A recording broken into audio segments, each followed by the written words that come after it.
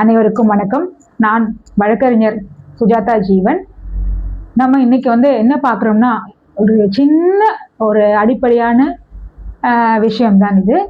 இது பொதுமக்களுக்காக நான் சொல்றது என்னன்னு கேட்டிங்கன்னா, IPC, CrPC, Indian evidence act, இந்த 3 சட்டங்களை தான் நமக்கு 2023 மாற்றி அமைத்து பிஎன்எஸ், பிஎன்எஸ்எஸ், பிஎஸ்ஏ இப்படின்னு கொண்டு வந்தாங்க. இதனுடைய விரிவாக்கம் என்னன்னு கேட்டிங்கன்னா, ஐபிசி, அதுக்கான விரிவாக்கம் பாரதிய நியாய சங்கீதா.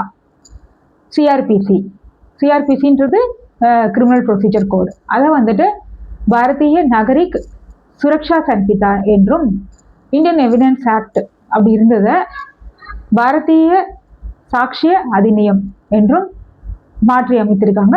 இதனுள்ள இருக்கிற செக்ஷன்களும் கொஞ்சம் மாற்றி அமைக்கப்பட்டுள்ளது. இதை நம்ம எல்லாம் அடுத்தடுத்த கிளாஸ்ல விரிவாக நம்ம பார்க்கலாம். நன்றி.